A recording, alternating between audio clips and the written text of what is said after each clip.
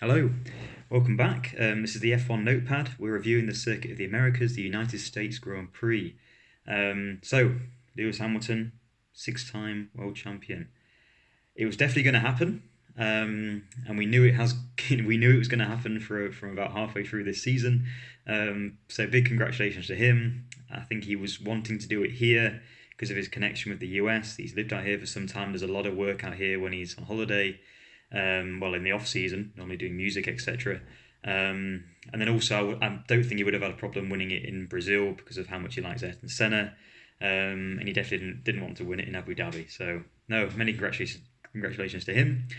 I would like to start off at least talking about Bottas. Maybe he watched the video from last week because he's a changed man.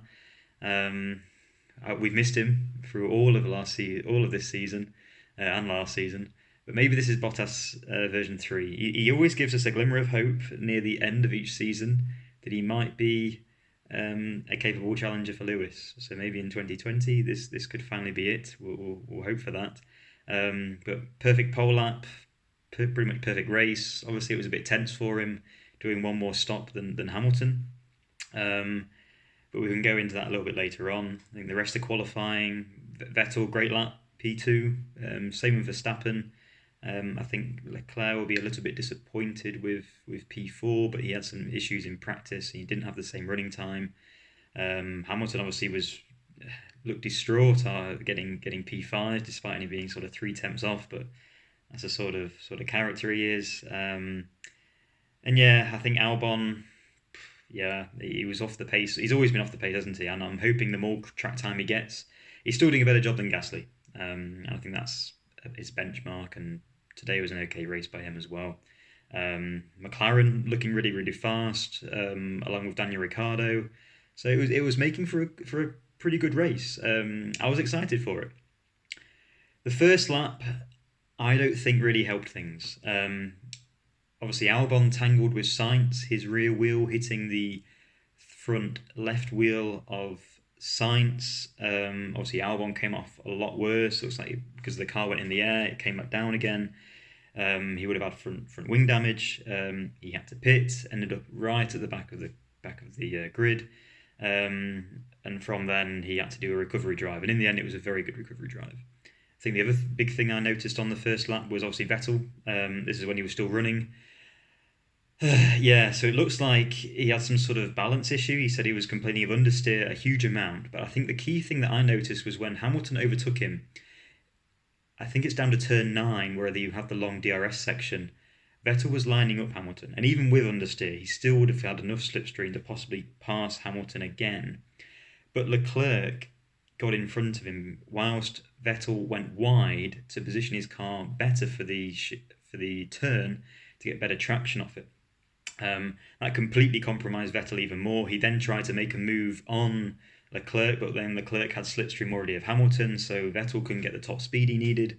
And from then on, we could see Leclerc didn't have the power, but that would have really set Hamilton back quite a lot, and then possibly Leclerc could have challenged Hamilton also. But in the end, it was just how those things went. Hamilton didn't get challenged. He was running in P3. Verstappen obviously in P2. Good start by him. And then really, I think the race following that, obviously we saw Vettel have his suspension collapse. We don't really know yet, do we, if that was driver error, car failure. I mean, it's got to be a little bit of both because the other Ferrari suspension didn't collapse. But he went very wide before the turn prior to DRS. I think it's turn 8. Um, but it looked like it was more mechanical rather than driver because all of the drivers were doing a similar line to what Vettel was doing. It wasn't anything different. But it was quite funny the way the car collapsed, more like a video game situation rather than real life. But yeah, disappointing for him. I don't know if he already had a failure on the car, which was causing the understeer, or whether it was just two separate issues. But it looked like he was starting to get it together. He was gaining, I think, on Daniel Ricciardo, whilst Ricciardo was behind Norris. But it just wasn't happening. And after that, it was a sort of battle of the strategies. Hamilton obviously only doing a one stop, and I think Leclerc had a two stop, Albon did a three stop in the end. Obviously, Bottas two stop. So I think I'd like to just go through the teams just to give them some sort of understanding. Mercedes, perfect race by them. Obviously, 1-2, it was a bit nervous near the end. Red Bull be looked a bit disappointed, losing out for second position, but they never really had the pace in the car. I think when Bottas was gaining on Hamilton, I'm glad that Mercedes let them race, and obviously Hamilton definitely wasn't letting Bottas through. But I think he did the second time. I think he thought about it and realised that if he lost any more time, Verstappen would also catch him. Potentially, the team radioed and we just didn't hear it during the race. But I think it was a sensible decision. Yeah, although he would have still won the world championship anyway. But for him, there's a big difference between P2 and P3. So I think that might have happened. I think the biggest thing which I noticed, at least between the battle of Hamilton and Verstappen near the end, was it was one of the Haas cars. I'm just going to check which one it was. Kevin Magnussen. I believe the only thing Kevin Magnussen did the whole race was basically ruin the battle between Verstappen and Hamilton. Obviously, it was going down, I think, to turn 11. After the DRS straight, there was double waved yellow flags for the last two laps, and there were the two opportunities where Verstappen could have done a dive bomb down the inside of Hamilton or on the outside. You could see he was having to release the throttle slightly when he was on that main straight, because obviously from the last weekend of being penalised, he wouldn't want to do the same thing again, and Hamilton would have radioed in if the gap had decreased. But yeah, thanks Magnussen for that. Looking at Ferrari, really disappointing for them. Leclerc was so off the pace. He got fastest lap with a 1 minute 36.1. But in the end, actually, Valtteri Bottas' time was only 8 tenths slower, but it was probably quite a measured fastest lap by Charles. After the qualifying pace compared with the race pace, it's just not there. I don't think really anything else happened to Leclerc during that. And that sort of brings me on down the order, really. We need to probably talk about Red Bull as well as just only mentioning Max, because really Max's pace was good. Same strategy as Valtteri, just didn't quite have the pace, and that's why he couldn't overtake Hamilton after his second stop. But overall, I'm sure he'll still be quite pleased with P3. He would have really liked to get Hamilton, and that's why I was asking for full power when he was trying to attack him on the last few laps, especially after the torpedo comments, which I certainly don't agree with. If you watch the first corner of the Mexico race, there was the slightest of contact, and actually Hamilton lost it more after he comes off the sort of not quite the real road, but off the, you know what I mean, the red surfaced area. He lost traction and then he slid into Max. I don't know why Seb agreed with those comments, but anyway, he would have really wanted to.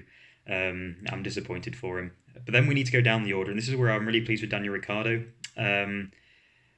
Great race. He beat the McLarens, and that's really Renault's main competitor. If you beat the McLarens, then they can continue to get higher in the Constructors' Championship. I think McLaren are too far away, hence why Renault are dropping Hulkenberg, because he just was not in the right speed, really. Quick mention just before we move on past Red Bull was Albon. Obviously so unlucky at the start. Good recovery driver. We could never really assess how fast he was, because obviously he was on a different sort of strategy than everyone else. But every overtake was clean. Most people let him through, so I'm hoping they were going to be clean. But ending up fifth position, not that far behind Charles, 20 seconds behind Charles. Okay, fifth. I think if it was Gasly, he might have ended up 6th or 7th. So he's still outperforming the rivals for that car. It's Albon for Red Bull for me, unless there's another driver who's not on the F1 grid that Red Bull are looking at, who's in a different series.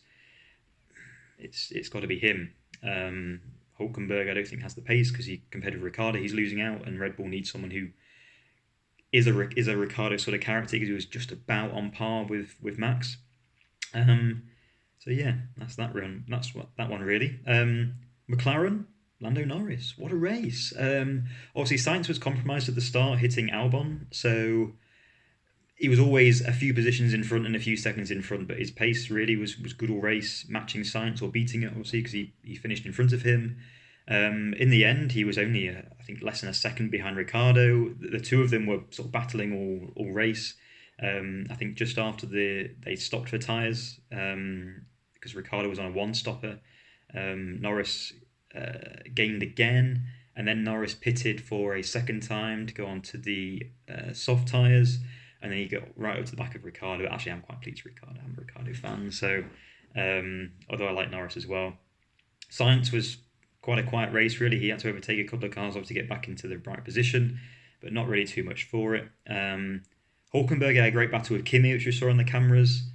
For me, he cut the corner slightly, so I think the message that came in for him he had to give the position back was the right call. I don't actually know if he did that or not. I went to the toilet for a minute and he was already still in front of him, so I'm not actually sure about that one. I'll have to read about it, or you can let me know in the comments. Force India, just not at it, are they? 11th and 13th. Stroll was slow all weekend, although he got out of P3 this time, didn't he? Sorry, Q3 in qualifying, so that's better for him. Perez did some good overtakes. Daniel Ricciardo, I think, really enjoyed the move which he got on Perez in turn one. Maybe the strategy was lacking. I think realistically, they lost out to Kvyat on the Toro Rosso, so they should be able to do that better in the future. Raikkonen, it looked quite good for him at one point. He was up to about 9th, I think mainly just due to strategy. Just didn't really, again, the Alfa Romeo just doesn't have the pace which it had before. Toro Rosso, yeah. Gasly ended up all the way, well, I think he must have retired in the race. He's not even qualified. Kvyat, 10th for point. Average, isn't it? I don't really want to talk about Haas. I've already mentioned Magnussen, and I'm not going to talk about Grosjean because he also did nothing. Giovinazzi did nothing. Kubica did nothing. Russell, we know he's quite fast, but he can't do anything because the Williams is terrible. And I think I've listed pretty much everyone. So overall, I think really good race. I'm glad that we had some action at the front. I thought it was going to become another Mexico with the gaps with the cars, but in the end, the medium tyre was a lot faster than the medium tyre in the end. I think I'm not sure how much longer Hamilton's tyres could have lasted for. I have a few things to discuss with you. I'm wanting to discuss the tyre performance indicators the F1 guys now have got on our screens. It was saying things like 70% front tyres, 30% rear tyres. Do they really know? Do they actually have sensors on the team's tyres? Because I don't think they would really want that information being spread about. If that's just a guess, they just need to get rid of it. It's stupid. The striking distance thing is also a load of rubbish. Saying that he's gonna attack him in 6 laps. I don't need to know that stuff. I can tell by the screens. But yeah, rant over, I think. So yeah, almost to Brazil. Another short track, long straights, fantastic DRS zone. Should be really good. I'm looking forward to it. Let me know what you thought about this race. Please comment and subscribe if that's possible, if you want to. And I also have started to upload F1 race videos as well from the PlayStation. I did a United States Grand Prix race, just a 5-lap sprint with Fernando Alonso, so please give that a watch. And I will continue to do that now throughout, and also do mini ones in the post-race season as well before the 2020 season starts. So I wish you all a good week. And yeah, enjoy my video. Thanks. Goodbye.